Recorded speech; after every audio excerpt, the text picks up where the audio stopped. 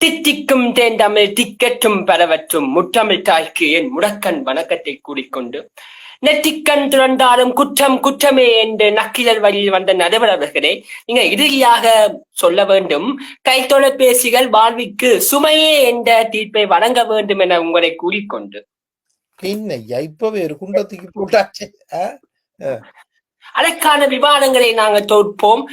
நெற்றிக்கண் திறந்தாலும் குற்றம் குற்றமே என்ற நக்கிலர் வழியில் வந்த நடுவர் அவர்களே, நீங்க அதற்கான சரியான தீர்ப்பை வழங்குவீர்கள் என்ற நம்பிக்கையுடன் புறக்கண் வாயிலாக இணைந்துள்ள அனைத்து பார்வையாளர்களுக்கும் இவ்வழியின் இந்நேர வணக்கங்கள். எதிரடிவாதிகள் கைபேசிகள் சுகம். என்னுடைய தலைப்பு இந்திய வாழ்க்கை சூழலில் கைபேசிகளானது எனும் என்னுடைய வாதத்தை முன்வைக்கலாம் என்று நினைக்கின்றேன். கைபேசிகள் சுமையே என்று எம்முடைய குழுவினுடைய தலைவி அவர்கள் எவ்வளவு தூரம் விவாதிக்க வேண்டுமோ, எவ்வளவு தூரம் ஆதாரங்களை முன்வைக்க வேண்டுமோ அவ்வளவு தூரமான ஆதாரங்களை முன்வைத்துள்ளார். அதைத் தொடர்ந்து நானும் ஆதாரங்களை முன்வைக்கிறேன். அன்று தொலைபேசியானது தொலை தூரத்தில் உள்ள எம்மவர்களை இணைத்தது. இன்று அவர் தொலைபேசியானது எம்மவர்களுடைய பாச பிணைப்பை எமக்கு தெரியாமல் மறைமுகமாக ஊரகத்து செல்லுகின்ற பிரிக்கின்ற ஒரு ஊரகமாகத்தான் ஐயா தொலைபேசி காணப்படுகின்றது. இதுவே தொலைபேசி சுமையாகத்தான் ஐயா உள்ளது. அன்று அண்ணனும் நோக்கினார் அவரும் நோக்கினார். அன்று அண்ணனும் நோக்கினார் அவரும் நோக்கினார், இருவரும் கால் வயப்பட்டனர். அன்று இன்று அண்ணனும் நோக்கியா அன்னியும் நோக்கியா எல்லோரும் நோக்கியாவாக மாறிவிட்டனர். இன்று இதுவே மிக பெரும் சுமையாகத்தான் ஐயா உள்ளது. அண்ணனும் ஐபோன் அல்லது மாறி போச்சு காலம். அண்ணனும் ஐபோன் அவரும் ஐபோன். இப்ப அது அன்று இன்று அன்று காதல் மூலம் பயப்பட்டனர். அண்ணனும் நோக்கினார் அவரும் நோக்கினார். ஒரு தூய்மையான காதல் ஒன்று அன்று மறந்தது. இன்று அண்ணனும் ஐபோன் அவரும் ஐபோன். ஐபோன் இருந்தா தான் காதல் என்ற நிலைமையில் வந்து விட்டது. இதுவே தொலைபேசி சுமையாகத்தான் ஐயா உள்ளது. அன்று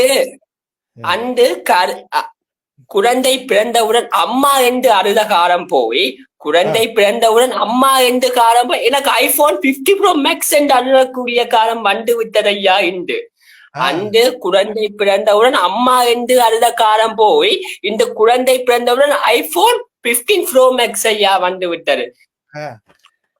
ஆகவே இன்றைய கைத்தொலைபேசிகள் சுமையாகவே உள்ளது.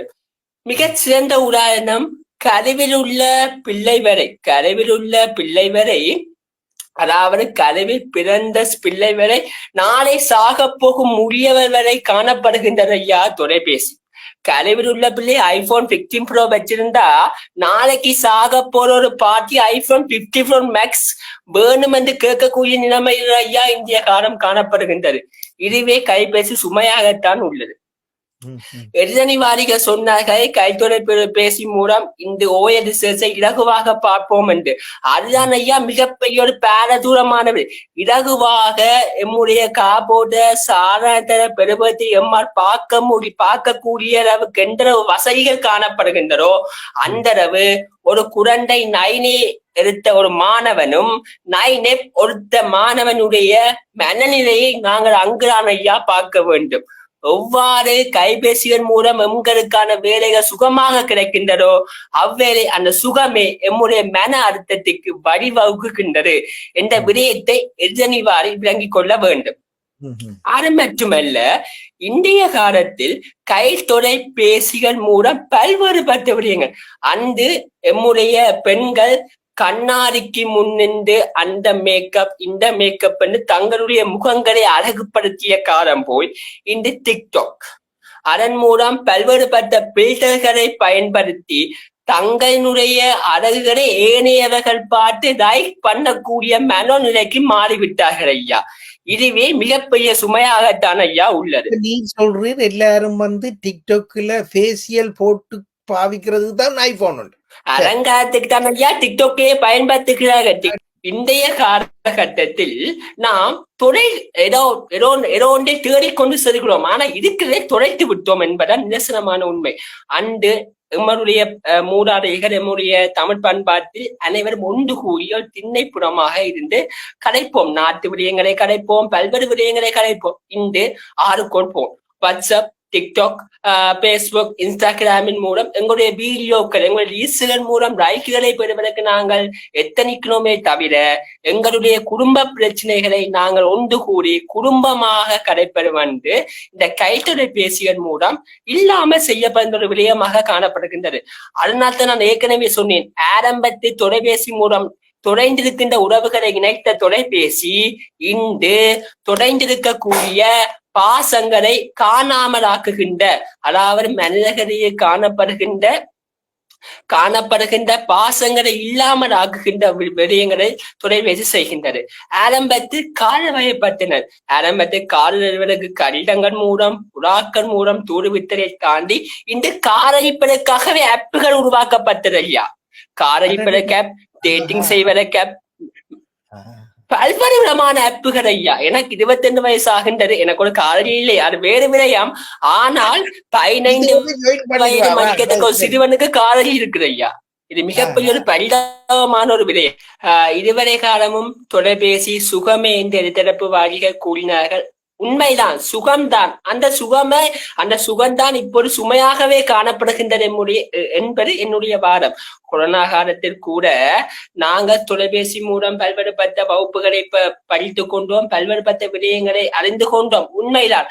அதன் மூலம் அந்த கொரோனா காலத்தில் நாங்கள் பயன்படுத்தின தொலைபேசியை எம்மை தனிமையாக்கியது என்ற உண்மையை நாங்கள் மறக்க முடியாது. ஆகவே தொலைபேசியானது சுகமே என்று காணப்பட்டாலும் அந்த சுகம்தான் இப்போ சுமையாக மாறிவிட்டது ஐயா. அதைவிட மிக முக்கியமான விடயம், அன்று நாம் தொலைபேசியை ஆரம்ப காலத்தில் தொலைபேசியானது பட்டன் போன் வடிவத்தில் காணப்பட்டது. பெரும்பாலும் பெரிய பிரச்சனையை வருவதற்கு இல்லை. இன்று தொலைபேசியானது ஸ்கிரீன் மூலமான போன், ஸ்மார்ட் போனாக காணப்படுவதால் அதன் மூலம் பல அப்சுகள் காணப்படுகின்றது, பல விடயங்கள் காணப்படுகின்றது. நாம் அதனை தெரிந்து தெரியாமல் பாவிப்பதன் மூலம் நம்முடைய தகவல்கள் அங்கு பரிமாறப்படுவதுடன் எங்களுடைய நேரங்கள் வீணாகின்றது ஐயா. குறிப்பாக சொல்ல போனால் ஒரு நாளைக்கு ஒரு மனிதன் குறைந்தது 2 மணித்தியாலங்கள் தொலைபேசியை பாவிக்காமல் எந்த மனிதனாலும் இருக்க முடியாது. குறைந்தது 1 நிமிஷமாவது எம்மால் தொலைபேசியை பாவிக்காமல் இருக்க முடியாது என்பது நிதர்சனமான உண்மை. ஆகவே தொலைபேசியானது சுகமாக இருந்தாலும் ஐயா சுமையாகத்தான் ஐயா இருக்கின்றது. அது மட்டுமில்லாம பல்வேறுபட்ட அறிஞர்கள் கூறுகின்றார்கள், நாம் தொலைபேசியை 30 நிமிடமாக பாவிப்பதன் மூலம் எம்முடைய மூளை நரம்புகள் சேதிக்கக்கூடிய அபாயம் காணப்படுகின்றது. தொலைபேசியின் மூலம் பெறப்படுகின்ற ஒளிகள் எம்முடைய மூளைக்கு செல்வதால் அதன் மூலம் மூளை நரம்புகள் சேதிக்கக்கூடிய அபாயம் காணப்படுகின்றது. அது மட்டும் இல்லாமல் மூளையிடம் அக்வஸ்டிக் நியூமரஸ் என்ற புற்றுநோய் கட்டிகள் கூட வருவதற்கான வாய்ப்புகள் இருக்கிறையா. நாம் எவ்வளவு சொன்னாலும் ஓகே, வாய்ப்புக்கு நன்றி. ஆகவே தொலைபேசி என்பது சுமையாகத்தான் உள்ளது என்பது என்னுடைய வாதம். வாய்ப்புக்கு நன்றி.